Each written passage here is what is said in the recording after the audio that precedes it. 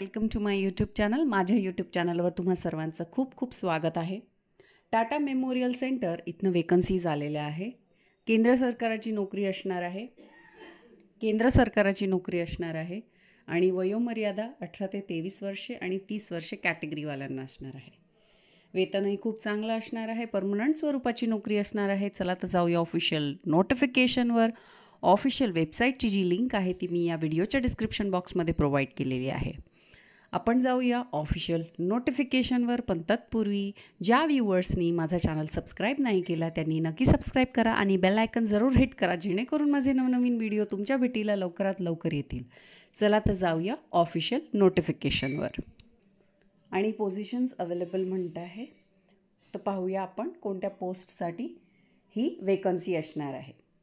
तर level 11 payment असणार आहे, म्हणजे खूपच चांगलं पेमेंट असणार आहे. 60+ असणार आहे. एज लिमिट 40 इयर्स असणार आहे. Education qualification MSc+ DMR IT और PGDF IT और MSc nuclear medicine must pass RSO2 and RSO3 high dose therapy exam RPAD AERB. तर ग्रांट इन एड आहे हे डिपार्टमेंट. ॲटॉमिक एनर्जीच्या अंडर, गव्हर्नमेंट ऑफ इंडियाच्या under येतं हे. आणि खूपच चांगली ही जी वेकन्सी ही असणार आहे. त्यानंतर आपण पाहतो की ह्या म्हणजे ॲटॉमिक एनर्जी म्हटल्यावर लाईफ आणि हेल्थ सायन्सशी निगडीत असणार आहे. तर याच्यामध्ये जर तुम्हाला करिअर करायचं आहे तर क्वालिफिकेशन मी तुम्हाला वाचून दाखवलं आहे, प्लस एक्सपिरियन्स 7 इयर्सचा असायला हवा.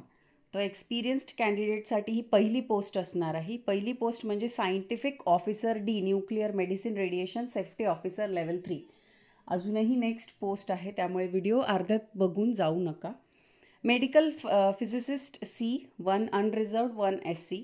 तर पे मॅट्रिक्स पाहू शकता तुम्ही. त्याच्यामध्ये TA DA हे इन्वॉल्ड असतं आणि लेवल 10चं हे पेमेंट असतं. अलाउन्सेस असतात डिफरंट, ते ॲप्लिकेबल असतात. 35 इयर्स अप्पर एज लिमिट असणार आहे.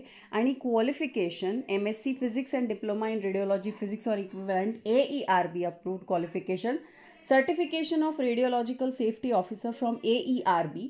Essential experience 1 year's clinical experience and medical physicist with state of art technology. आणि डिझायरेबल एक्सपिरियन्स कंपल्सरी नाही आहे, डिझायरेबल आहे. कम्प्युटर प्रोग्रॅमिंगचं नॉलेज हवं. C++ मतलब म्हणजे मॅट लॅब आहे ते, आणि पायथन एक्सेट्रा.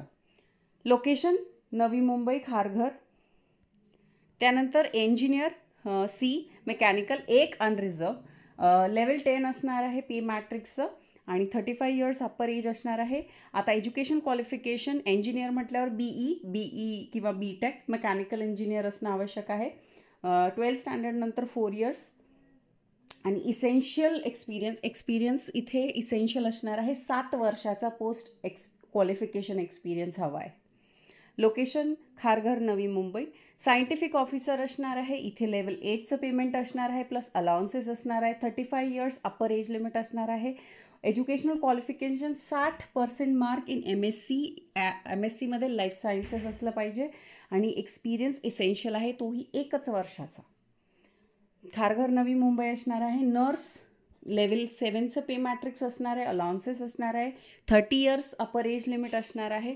आणि qualification general nursing and midwifery plus diploma in oncology nursing और बेसिक और पोस्ट बेसिक BSc नर्सिंग. त्यानंतर इसेन्शियल क्वालिफिकेशन मागितलं आहे 1 वर्षाचं. आणि खारघर नवी मुंबई असणार आहे लोकेशन. त्यानंतर पुन्हा nurse female level 7 plus allowances, पुन्हा तेच क्वालिफिकेशन आणि 1 इयरचा एक्सपिरियन्स. त्यानंतर सायंटिफिक असिस्टंट असणार आहे. लेवल 6 पेमेंट असणार आहे, plus allowances. Educational qualification bachelor's degree BSc BTech BE life सायन्सेसमध्ये. 2 वर्षाचा इसेन्शियल एक्सपिरियन्स असणार आहे. आणि location Kharghar Navi Mumbai. Scientific assistant level 6 payment plus allowances. Educational qualification BSc nuclear medical technology with 50%. Essential qualification मागितलं आहे 1 वर्षाचा. आणि खारघर नवी मुंबई लोकेशन असणार आहे. सायंटिफिक असिस्टंट पुन्हा पे मॅट्रिक्स जे असणार ते लेवल 6चं असणार आहे, प्लस अलाउन्सेस ॲप्लिकेबल असणार आहे. Educational qualification BSc physics chemistry biology nuclear medical और इक्विव्हॅलंट. त्यानंतर लोकेशन पण Kharghar Navi Mumbai. Stenographer level 4चं payment असणार आहे, प्लस अलाउन्सेस ॲप्लिकेबल असणार आहे. 27 अप्पर एज लिमिट असणार आहे. आणि एज्युकेशन क्वालिफिकेशन फक्त ग्रॅज्युएट पाहिजे, शॉर्ट हँड पाहिजे 80 words per minute, type writing 40 words per minute, computer course 3 months duration, Microsoft office आलं पाहिजे.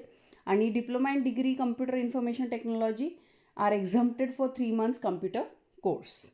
त्यानंतर मिनिमम 1 year सेक्रेटरियल एक्सपिरियन्स पाहिजे ऑर्गनायझेशन रेप्युटेडमध्ये, म्हणजे एक चांगल्या ऑर्गनायझेशनमध्ये तुम्हाला एक्सपिरियन्स असला पाहिजे 1 वर्षाचा स्टेनोग्राफर.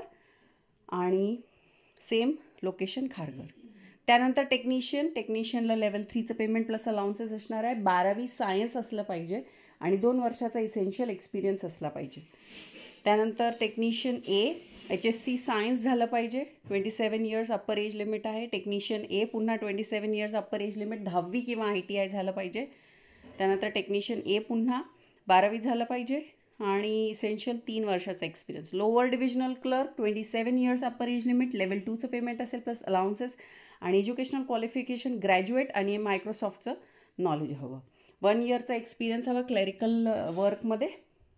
आणि लास्ट डेट आजपासनं ॲप्लिकेशन सुरू झालेलं आहे 7/2/2024 आणि लास्ट डेट असणार आहे 7/3/2024. ऑनलाईन ॲप्लिकेशन भरायचं आहे आणि तुमचे जे म्हणजे तुमचं एज्युकेशन क्वालिफिकेशन सिद्ध करणारे आणि एक्सपिरियन्स सिद्ध करणारे डॉक्युमेंट्स तुम्हाला अपलोड करायचे आहे ॲप्लिकेशन भरताना. इनकम्प्लीट ॲप्लिकेशन जर असेल तर ऑटोमॅटिकली तुम्ही डिस्क्वालिफाय व्हाल. त्यामुळे ऑल द इन्स्ट्रक्शन्स तुम्ही काळजीपूर्वक वाचा आणि मगच ॲप्लिकेशन भरायला घ्या. त्यानंतर इथे ॲप्लिकेशनमध्ये तुम्ही कोणते डॉक्युमेंट्स अपलोड करणार त्याची लिस्ट दिलेली आहे. अशी होती ॲडव्हर्टिजमेंट. आवडली असेल तर नक्की आपल्या चॅनलला सबस्क्राईब करा. भेटू अशाच नवनवीन व्हिडिओ सकट. तोपर्यंत थँक्यू.